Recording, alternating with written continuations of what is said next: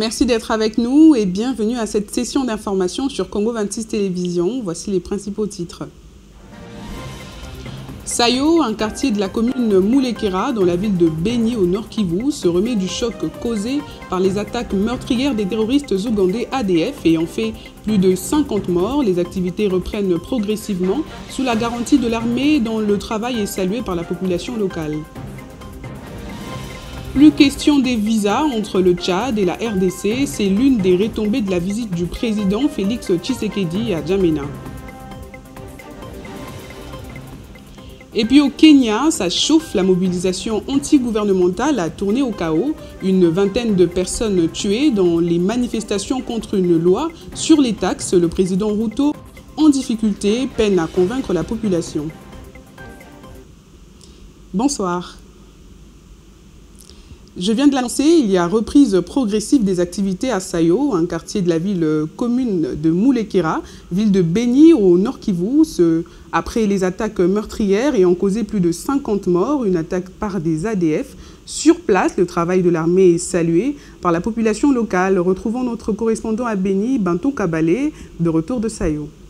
Les activités reprennent progressivement à Sayo, le des grands quartiers de la commune Moulekera dans la ville de Beni au Nord Kivu. Cette reprise intervient après des attaques répétitives dans l'entité les 3 derniers mois et a fait plus de 50 morts du côté civil et de nombreux biens incendiés. Des habitants qui sont retournés dans la contrée motive cela par la paix imposée par les forces de la coalition FARDC-UPDF qui aussi délogé les rebelles ADF qui venaient d'installer des positions dans les cellules se trouvant dans la profondeur. Il y a du calme aujourd'hui dans les quartiers Sayon. Les éléments de la coalition FARDC-UPDF ont réussi à ramener la paix dans les quartiers. Voilà pourquoi nous collaborons avec l'armée loyaliste sur notamment les alertes sur les cas suspects, indique Madame Caporal Elisabeth, l'une des notables de la place. La situation de ça est bien.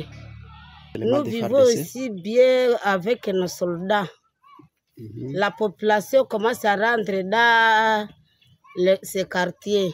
Il faut le dire qu'ici à ça, il faut rentrer, nous sommes bien. Il n'y a plus de problème avec nos soldats, ils sont bien. Nous collaborons avec eux. Dans les 11 cellules, les activités se font même dans les contrées où les civils étaient tués. Néanmoins, dans le secteur de la santé, éducation voire religieux, les activités peinent à reprendre. On rappelle, les quartiers Sayo se trouvent à l'ouest de la ville de Beni et qui communiquent avec les territoires, ont enregistré plusieurs attaques des rebelles ADF les 3 derniers mois. À part les tueries de plusieurs civils, les rebelles avaient incendié plusieurs biens de la population. Mais aujourd'hui, tout reprend progressivement. Jambo la pili nitazungumzia ni lenye kuhusu usalama. Visite officielle dans l'est du pays. La première ministre Judith Suminwa est arrivée aujourd'hui à Goma, au Nord Kivu, après l'étape du Sud Kivu, où elle a communié avec la population de Bukavu à la place du 24. Elle a exprimé la volonté de son gouvernement d'améliorer les conditions de vie de la population du Sud Kivu en s'attaquant aux défis majeurs qui rongent cette partie de la République.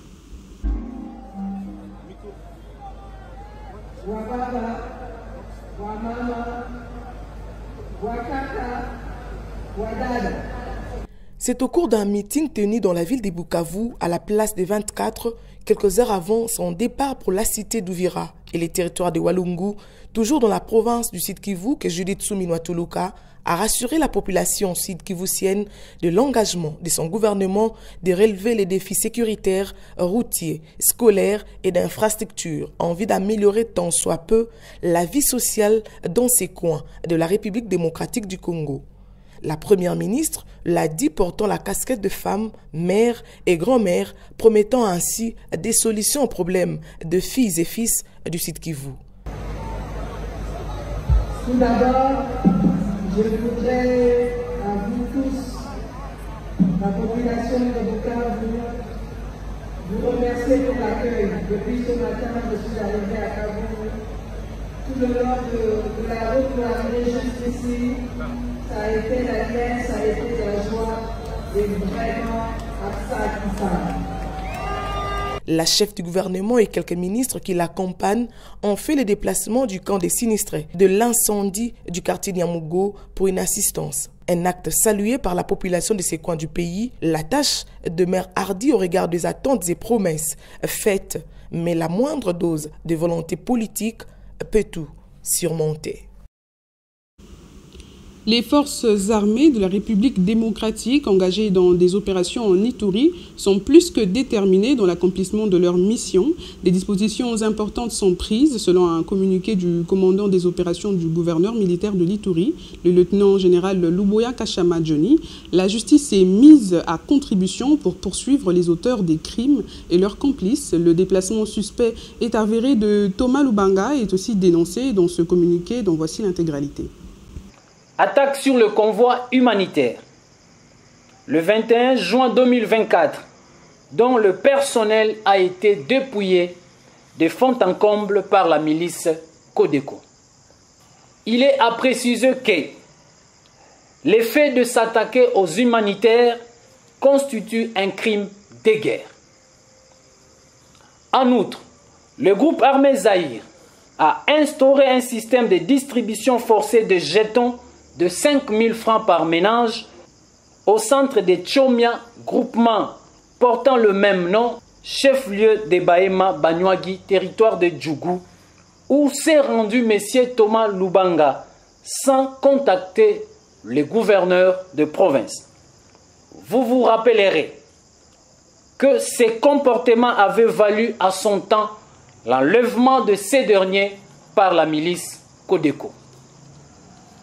Par ailleurs, le groupe armé Codeco empêche la libre circulation de personnes et de leurs biens dans les zones qu'ils occupent en violation grave de leur acte d'engagement. Mesdames et messieurs, de ce qui précède et tenant compte du contexte sécuritaire actuel, les forces de défense et de sécurité sont prêtes à donner une réponse militaire à toute violation d'actes d'engagement, de cessation des hostilités, en vue de protéger la population et restaurer l'autorité de l'État. Aussi, la justice militaire est mise en contribution pour poursuivre les auteurs des crimes.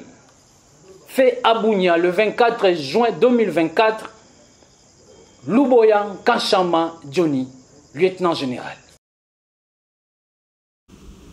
Le chef de l'État, Félix-Antoine Tshisekedi, immortalisé au Tchad, une avenue en pleine capitale, N'Djamena, rebaptisée en son nom pour son succès à la médiation de la résolution pacifique de la crise politique qu'a connue ce pays. Il a inauguré cette avenue mardi sous le signe de l'honneur et la gratitude à son homologue du Tchad. Suivez.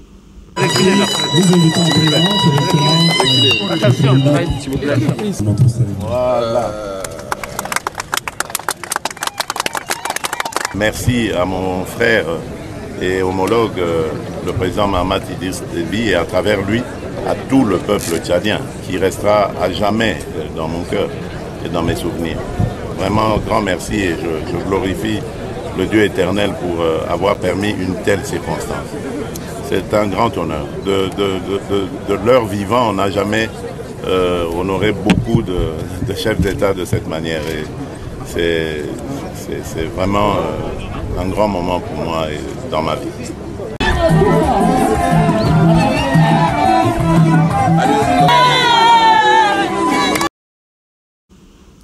Retombée de la visite de Félix Tshisekedi au Tchad, les Congolais désireux de voyager dans ce pays peuvent bien le faire sans aucune inquiétude pour le visa. C'est gratuit, réciproquement désormais. Alexis Tcheboué pour les détails.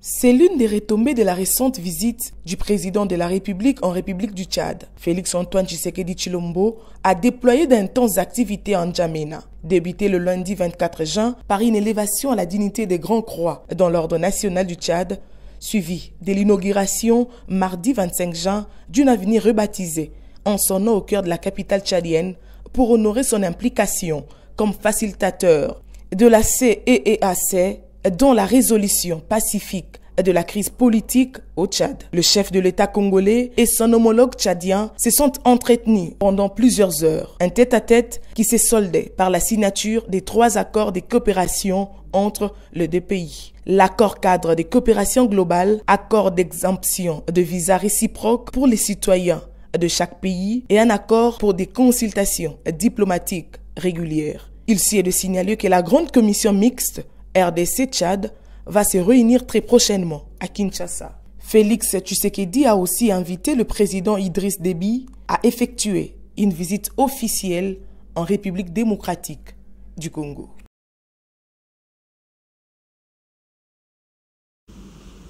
La toute première troïka financière du gouvernement souminois a eu lieu sous la conduite de Doudou Fwamba, ministre des Finances. Il a été question de l'examen des indicateurs macroéconomiques pour une mise en place des stratégies pouvant arrêter l'inflation malgré les chocs exogènes et endogènes.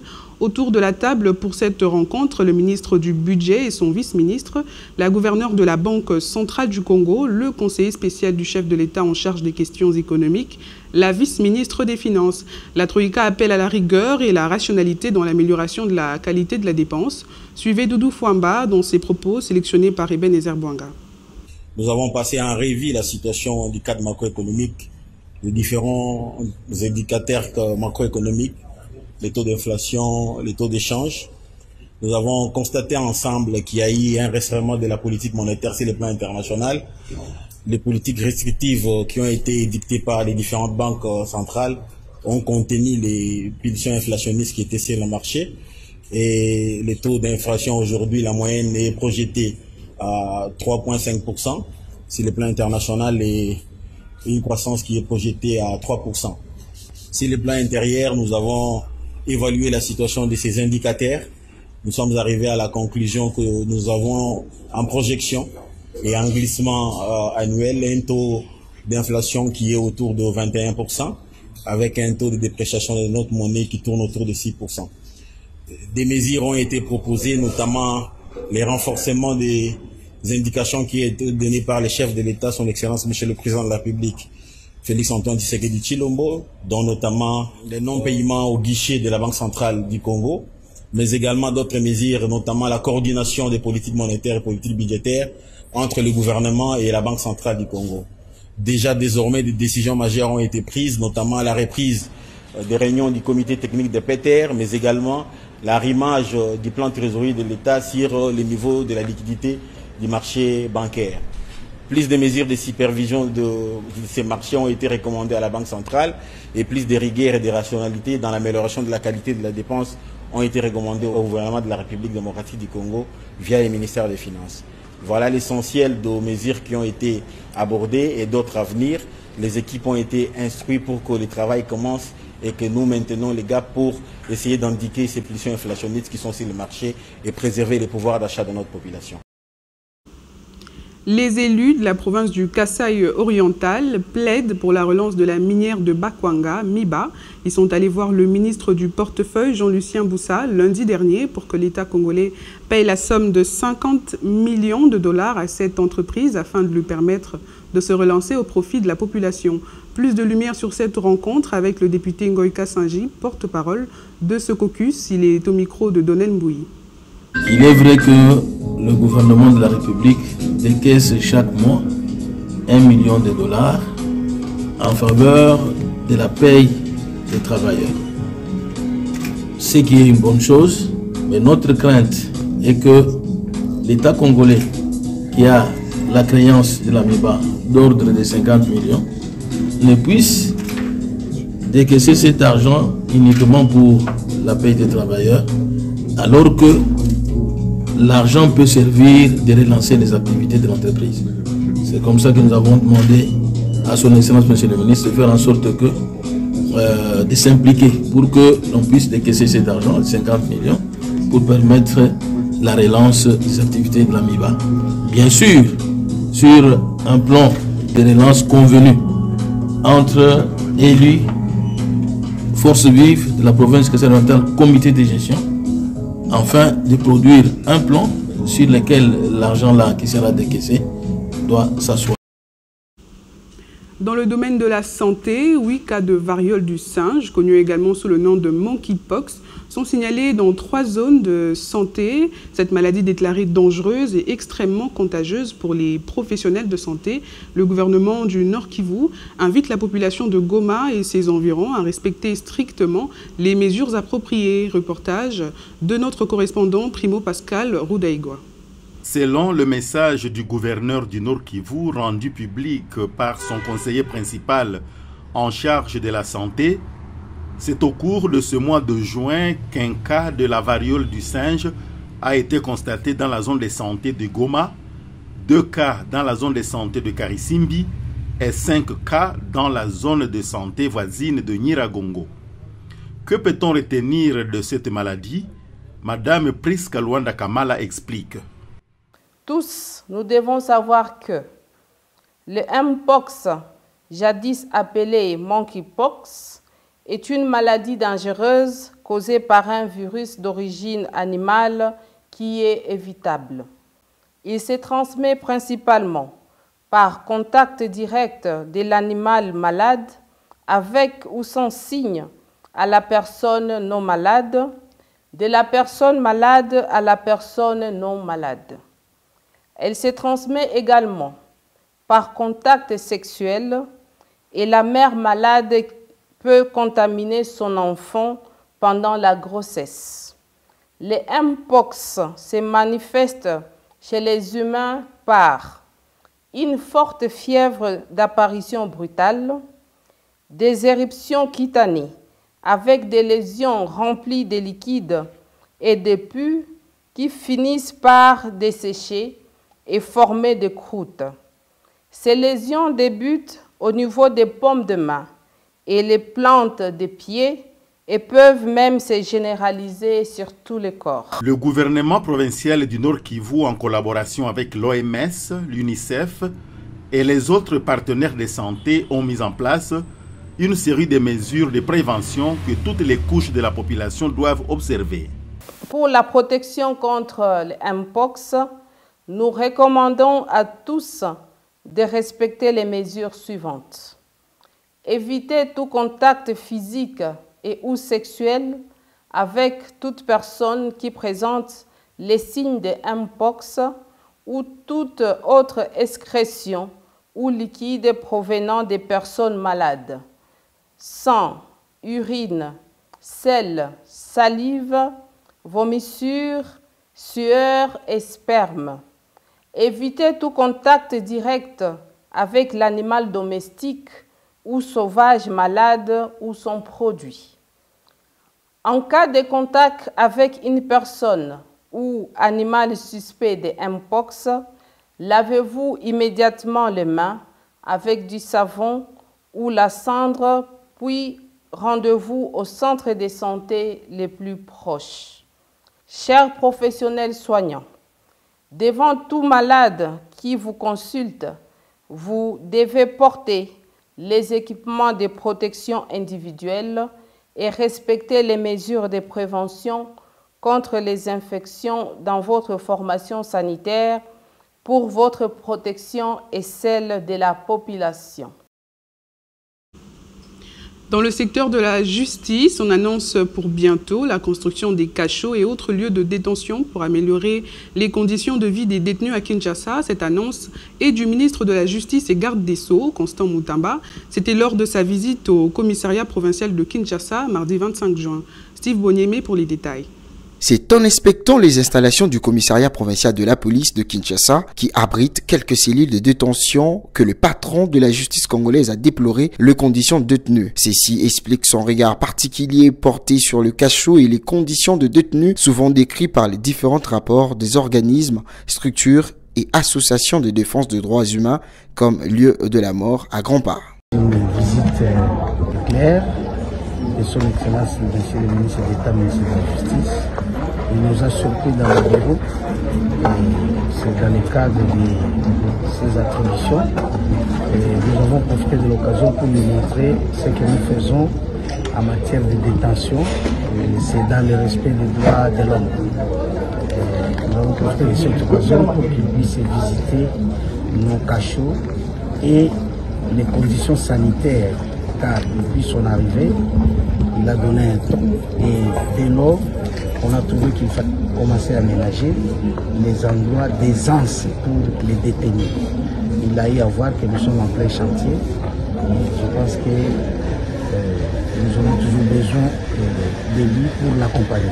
Même constat pour ce qui concerne le prison à travers toute l'étendue du territoire national, où le principe élémentaire sur les conditions de détention sont loin de respecter la dignité humaine. En matière de séparation des catégories des détenus par locaux et détention, hygiène, alimentation, soins médicaux, information des détenus sur leurs droits, discipline et punition, contact et communication avec le monde extérieur, ainsi de suite. Par manque d'hygiène à titre illustratif, entre janvier et février 2021, il a été enregistré plus de 70 cas de décès à la prison centrale de Makala à Kinshasa, et en 2023, 500 prisonniers sont morts toujours à Makala. Changement de la Constitution, la classe politique reste encore divisée. Pour Alain Bolodjoa, la démarche de trouver un porte-parole de l'opposition souhaité par Ensemble de Moïse Katumbe risque de légitimer le changement de la Constitution. Le porte-parole au micro de Jade Mbiango. Que la Constitution ne veut pas qu'on la change. N'oublions pas que la Constitution, c'est un acte éminemment social. C'est un accord que nous avons tous signé. Cet accord qui lie plus de 450 tribus ne peut pas être échangé comme on changerait la chemise. Alors, nos amis qui arrivent se permettent de vouloir changer la Constitution. Ils ne parlent même pas en termes de révision constitutionnelle parce que la révision est constitutionnelle. Et donc, s'ils veulent aller dans le sens de réviser certaines dispositions qui ne sont pas frappées d'immutabilité, ils peuvent le faire. Mais s'ils se permettent d'échanger la charpente institutionnelle, naturellement, ils deviennent des rebelles. Parce que la rébellion, c'est chercher à renverser l'ordre politique établi. Non, je préfère plutôt citer Ensemble. Parce que citer Moïse, c'est réduire aussi les champs. Ce n'est pas lui qui décide en dernier ressort. C'est son parti, par contre, qui veut effectivement nous lancer dans ces débats. Alors, quelle est l'opportunité ou la pertinence aujourd'hui d'avoir un porte-parole avec des institutions qui sont essentiellement illégitimes? Pourquoi veut-il amener l'opposition dans un guet-apens où aujourd'hui, ils sont représentés au niveau de l'Assemblée nationale? Ils prétendent détenir plusieurs sièges à l'Assemblée nationale et en même temps ils contestent les élections. C'est tellement antinomique que cela nous pousse à réfléchir à deux fois. Et surtout que Moïse Katumbe n'a jamais coupé le cordon ombilical avec son frère Félix Tshisekedi. Au-delà des frontières de la RDC à Nairobi, la capitale du Kenya, une manifestation des jeunes hier mardi 25 juin devant le Parlement contre la hausse des impôts a vite été réprimée par les forces de l'ordre. Le bilan fait état de plus de 20 morts et plusieurs blessés. Jade Mbiango pour les détails. Au moins 22 personnes ont été tuées mardi à Nairobi au Kenya lors des manifestations contre le projet de nouvelle taxe gouvernementale, a indiqué dans un communiqué plusieurs ONG locales, dont Amnesty Kenya. Ce mouvement des protestations dans la capitale a tourné au chaos après que les manifestants, pour la plupart jeunes, ont forcé les barrages de police et pénétré dans l'enceinte du Parlement.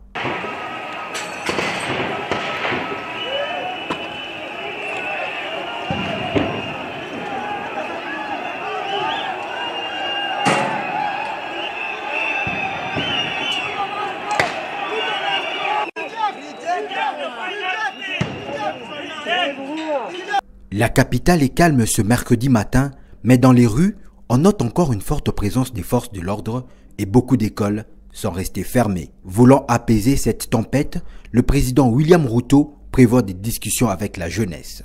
Today, it is not in order or even conceivable that criminals pretending to be peaceful protesters. Et en sport, l'international milieu de terrain congolais, âgé de 32 ans et évoluant en Corée du Sud, Paul-José Mpoku pense déjà à l'après-carrière. Au terme d'une formation d'entraîneur en Belgique dans le cadre des licences proposées par l'UEFA, qui inclut les niveaux C, B, A et Pro, Paul-José Mpoku obtient son diplôme d'entraîneur B. Visiblement, Mpoku est bien parti pour rester dans le football. Rappelons que c'est depuis 2021 qu'il n'a plus été convoqué par l'équipe nationale de la RDC. Ce journal est terminé. Merci de l'avoir suivi et excellente suite de programmes sur Congo 26 Télévision, la chaîne de l'unité nationale.